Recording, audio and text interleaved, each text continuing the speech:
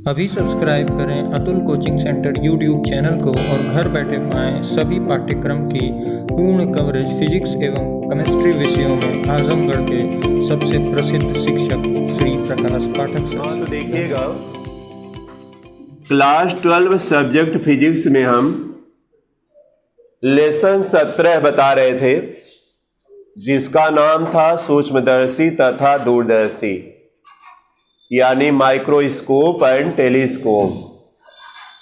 तो माइक्रोस्कोप तो पीछे बता चुके थे, हम लोग टेलीस्कोप में थे, जिसमें हम दो प्रकार का टेलीस्कोप बताए कि इसमें रहेगा आप लोगों के सिलेबस में। एक खगोलीय दूरदर्शी रहेगा और एक जो है परावर्ती दूरदर्शी रहेगा। तो खगोलीय दूरदर्शी के बारे में भी हम पिछले वीडियो में बता चुके हैं, उसका फिगर भी बना है, उसकी आवर्धन क्षमता के लिए सूत्र भी बताया गया है, उस पर आप लोग न्यूमेरिकल क्वेश्चन लगाते रहेगा। फिर आज हम बताएंगे परावर्ती दूरदर्शी के बारे में। आज का स्टेप हमारा रहेगा परावर्ती दूरदर्शी के बारे में। अब आप कहेंगे कि दूरदर्शी तो दोनों है, इसका मतलब है कि दूर स्थित वस्तुओं का प्रतिबिंब देखने के लिए इन दोनों का प्रयोग कर सकते हैं। तो प्रश्न आता है कि इसका यूज कब करेंगे, कि इसका यूज कब करेंगे, या दोनों में से किसी का भी यूज कर सकते हैं किसी समय। तो इसके बारे में अगर समझना है तो हम देखें, इसके बारे में तो बता चुके हैं कि जो खगोलीय दूरदर्शी होता है वह खगोलीय पिंड जो कि बहुत पृथ्वी से दूर है उनको देखने के लिए प्रयुक्त होता है, यह खगोलीय दूरदर्शी। लेकिन परावर्ती दूरदर्शी द्वारा जो है, जो दूर स्थित वस्तु है उसका चमकीला प्रतिबिंब प्राप्त करने के लिए प्रयोग किया जाता है। यानी परावर्ती दूरदर्शी द्वारा दूर स्थित वस्तु का चमकीला प्रतिबिंब हमें प्राप्त होता है। तो चमकीला प्रतिबिंब अगर प्राप्त करना है तो आप जो है परावर्ती दूरदर्शी का प्रयोग करेंगे। तो आप हेडिंग डाल लीजिएगा परावर्ती दूरदर्शी, इसके बारे में लिखिएगा। इस प्रकाशिक यंत्र द्वारा, नोट करिए सब लोग, इस प्रकाशिक यंत्र द्वारा दूर स्थित वस्तु का, इस प्रकाशिक यंत्र द्वारा दूर स्थित वस्तु का चमकीला प्रतिबिंब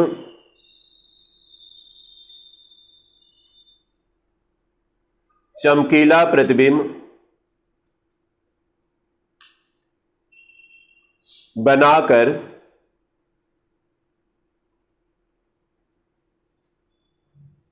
देखा जाता है। चमकीला प्रतिबिंब बनाकर देखा जाता है। अब ध्यान दीजिएगा सब लोग कि अगर आपको चमकीला प्रतिबिंब प्राप्त करना है तो आप अवतल लेंस का प्रयोग करेंगे। ध्यान दीजिएगा, अवतल नहीं बल्कि उत्तल लेंस का प्रयोग करेंगे। अवतल नहीं, उत्तल लेंस का प्रयोग करेंगे। और उत्तल लेंस का प्रयोग करते समय बड़े द्वारक का लेंस यूज करते हैं। बड़े द्वारक का लेंस रहेगा तो जो भी प्रकाश की किरण पड़ेगी उस पर सभी किरणों को एक बिंदु पर जब केंद्रित करेगा तो उसमें चमक एक प्रकार की आएगी जो कि स्पष्ट रूप से आंखों द्वारा दूर से ही दिखाई देगा। यानी बहुत दूर चमक है तब भी दिखाई देती है। और यह भी ध्यान रखिएगा कि परावर्ती दूरदर्शी द्वारा जब प्रतिबिंब बनेगा तो अनंत पर ही बनेगा। और बताइए, अनंत पर अगर प्रतिबिंब बनेगा तो अगर उसमें चमक रहेगी तो वह स्पष्ट रूप से दिखाई देगा। इसमें हमेशा अनंत पर ही बनेगा। देखिए, और कंडीशन में तो आप दो स्थितियां पढ़े हैं कि एक स्पर्श दिश की क्या न्यूनतम दूरी पर और एक क्या अनंत पर। लेकिन इसमें हम पहले से बता दे रहे हैं कि अनंत पर ही प्रतिबिंब बनेगा। कैसे बनेगा, क्यों बनेगा, उसके बारे में भी हम बता रहे हैं। फिर ध्यान दीजिएगा, अब है कि अगर बड़े द्वारक के उत्तल लेंस का प्रयोग करते हैं तो उसमें बहुत से दोष आ जाते हैं। इसलिए यह भी है, इससे भी बचना है कि बड़े द्वारक का लेंस भी ना हो, छोटे द्वारक का ही हो।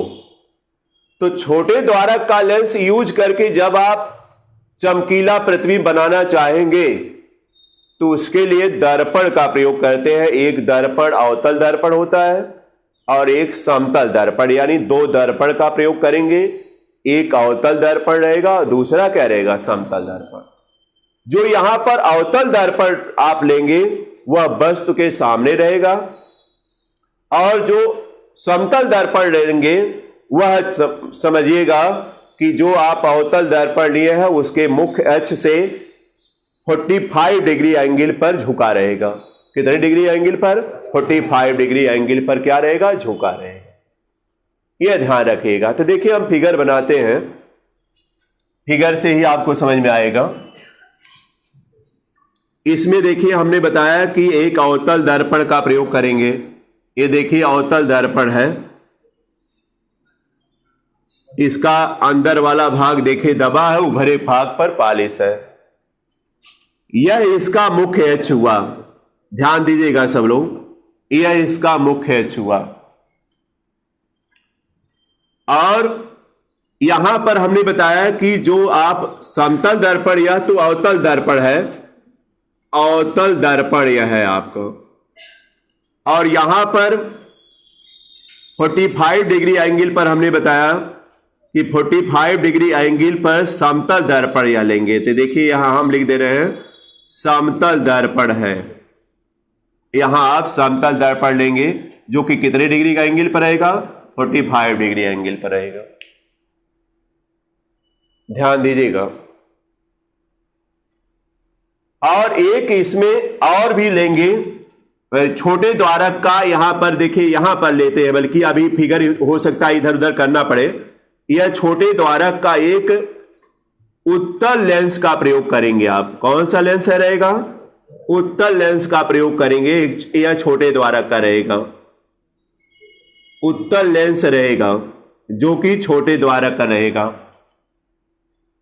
हमने बताया कि अगर आप बड़े द्वारक का ले लेंगे इकट्ठा तो चमकीला प्रतिबिंब तो प्राप्त होगा, लेकिन इसमें बहुत सारे दोष आएंगे। विपथन जिसको आप बोलते हैं, विपथन का दोष आता है। तो उस दोष से बचने के लिए जो उत्तल लेंस का प्रयोग करेंगे वह छोटी फोकस दूरी का या छोटे द्वारक का प्रयोग करेंगे। यहां पर देखिए छोटे द्वारक का हम प्रयोग कर रहे हैं, और छोटे द्वारक का प्रयोग करने के लिए आपको दो दर्पण का भी प्रयोग करना पड़ेगा, नहीं तो उस तरह से एक ही लेंस द्वारा काम आपका हो जाता। तो देखिएगा इसमें जो परावर्ती दूरदर्शी है उसमें यही एडजस्टिंग है कि दो दर्पण और एक क्या लेंस, वह उत्तल लेंस, और दर्पण में एक अवतल दर्पण और एक क्या, समतल दर्पण। यह फिगर अगर देखा जाए तो यह फिगर रहेगा उसमें। अब यह कवर वगैरह से तो ढका रहेगा सब, यह सब इंटरनल सिस्टम है इसका। किरण आरेख यहां पढ़ रहे हैं तो सब पार्ट इसका अलग अलग करके हम बता रहे हैं और किरण आरेख भी बता रहे हैं। तो समझ में सबको आया होगा, ये ध्यान रखिएगा। तो कुछ इसमें लिखिएगा, अभी फिगर आप लोग बनाएगा। लिखिएगा परावर्ती दूरदर्शी में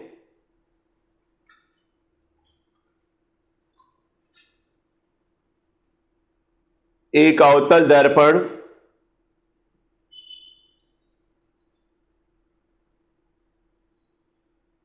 जो कि वस्तु के सामने स्थित होता है,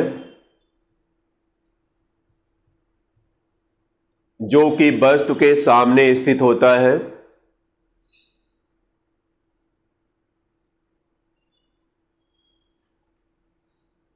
वस्तु के क्या होता है, सामने स्थित होता है, लेते हैं, वस्तु के सामने स्थित होता है, लेते हैं। अब पूर्ण विराम लगाएगा, पहले ही पूर्ण विराम मत लगाएगा।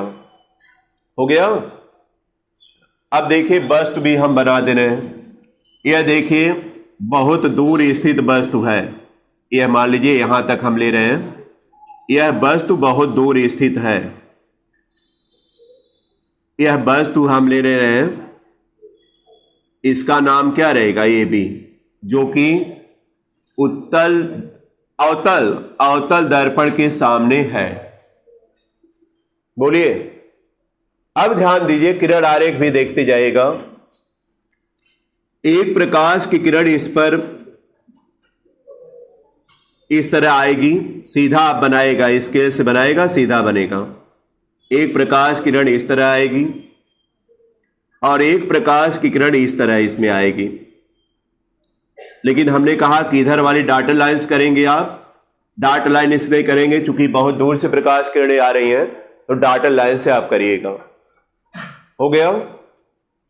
अब क्या है, आपको हम बताए हैं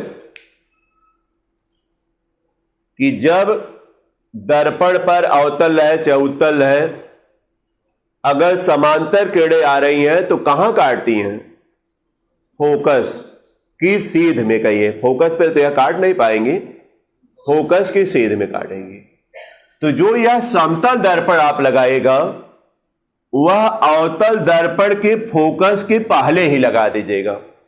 अगर आप समझ रहे हैं कि फोकस इसका यहां है, तो देखिएगा यह जो समतल दर्पण आप लगाएगा उसके फोकस से पहले ही लगा दीजिएगा, ताकि यह जो परावर्तित प्रकाश की किरणें हैं वह जो है फोकस पर जाकर ना मिल पाए, उसके पहले ही इसका परावर्तन हो जाए। बताइए, समतल दर्पण द्वारा इसका परावर्तन होगा कि नहीं? समतल दर्पण द्वारा इसका क्या हो जाएगा? परावर्तन हो जाएगा। इसीलिए इसके फोकस के पहले ही लगा देना है। तो आप आगे बढ़िएगा,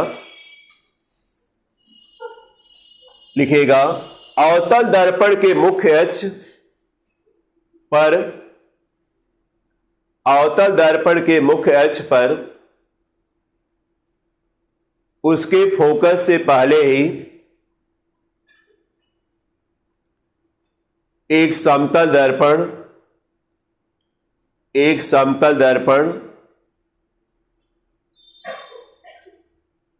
45 डिग्री एंगल या 45 डिग्री कोण पर झुका हुआ, 45 डिग्री कोण पर झुका हुआ लगा देते हैं। 45 डिग्री कोण पर झुका हुआ लगा देते हैं।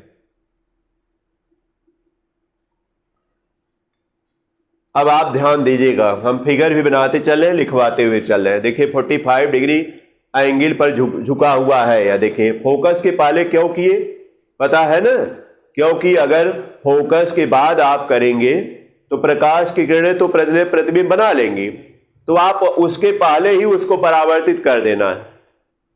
तो देखिए उसके पहले ही परावर्तित जब करना है तो देखिएगा यह परावर्तित होकर किरण इस तरह जाएगी, इस पर पड़ेगी, देखिए, और यह परावर्तित होकर किरण इस तरह जाएगी, इस पर पड़ेगी। बोलिए, पड़ेगी कि नहीं?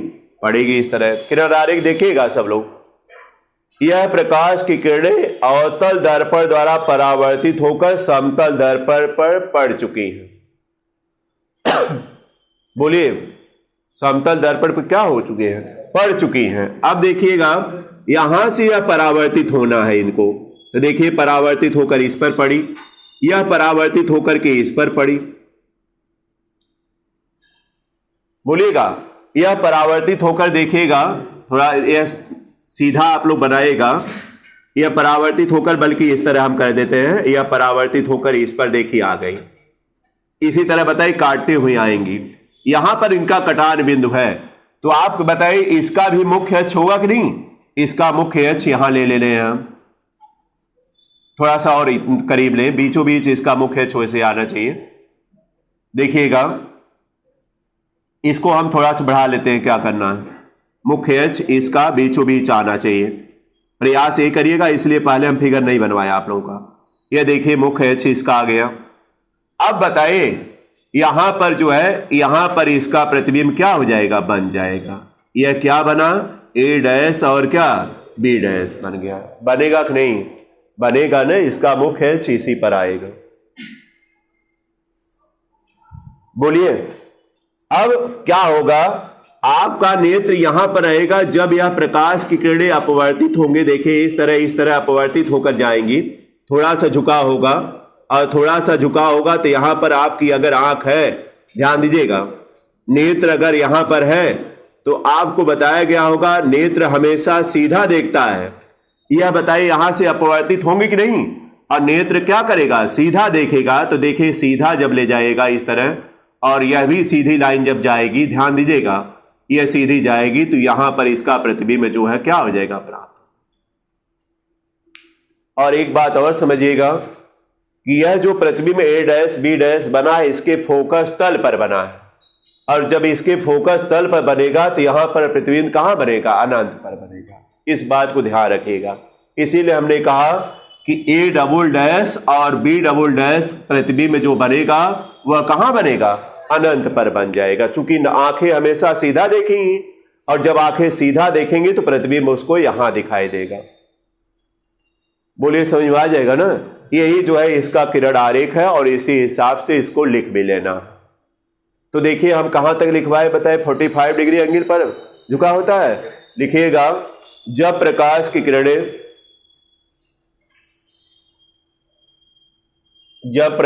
किरणें वस्तु ए बी से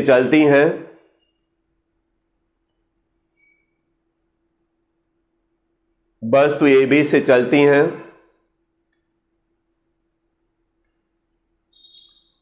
तो अवतल दर्पण से परावर्तित होकर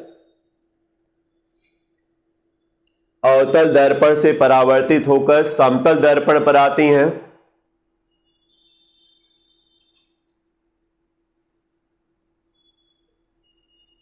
अवतल दर्पण से परावर्तित होकर समतल दर्पण पर आती हैं।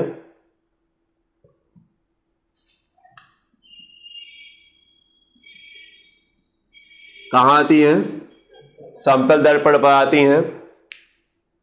समतल दर्पण भी परावर्तन की क्रिया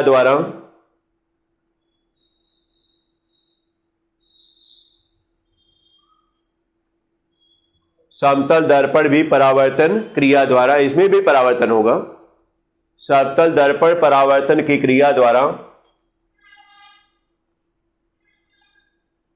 उत्तल लेंस के फोकस तल पर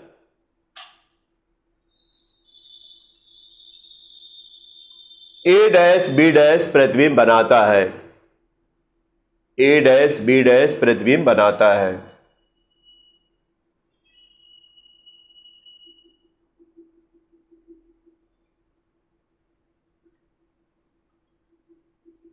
लेंस द्वारा ए डैश बी डैश का प्रतिबिंब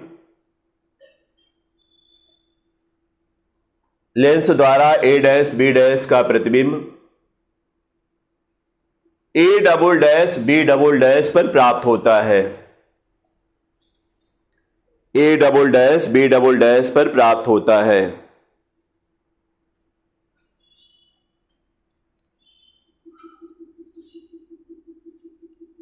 अब यहां पर स्टार लगाकर नोट कर लीजिए। बस आप फिगर बनाएगा, फिगर अभी बना लीजिएगा। यहां पर हम लिख देते हैं आवर्धन क्षमता भी लिखेंगे। यदि अवतल दर्पण यहां समझिएगा कि अभिदृश्यक है, अभिदृश्यक का काम करेगा। यदि अवतल दर्पण की फोकस दूरी क्या माना जाए, बोलिए f0 ना, f हो, तथा उत्तल लेंस लिखते जाइए कि फोकस दूरी, यह बताए नेत्रिका लेंस का काम करेगा, एफ ही मानिएगा। तो आवर्धन क्षमता अतः यम बराबर माइनस हो जाएगा एफ हो अपान क्या, एफ ही। बस एक फार्मूला लगेगा, एफ हो अपान एफ ही। चूंकि यह प्रतिबिंब अनंत पर ही प्राप्त हो रहा है तो अनंत की कंडीशन लगा देंगे। बस यम बराबर माइनस एफ हो अपान एफ ही हो जाएगा। यह नोट करके उसके बाद फिगर आप लोग बना लीजिएगा। बस इसके बारे में हो गया। अगर आता है कि परावर्ती दूरदर्शी का किरण आरेख बनाकर वर्णन कीजिए, तो जो हमने लिखवा दिया है उसके अलावा फिगर यह बना देंगे, तो आपको जो भी जितने भी नंबर का है सब आपको मिल जाएगा।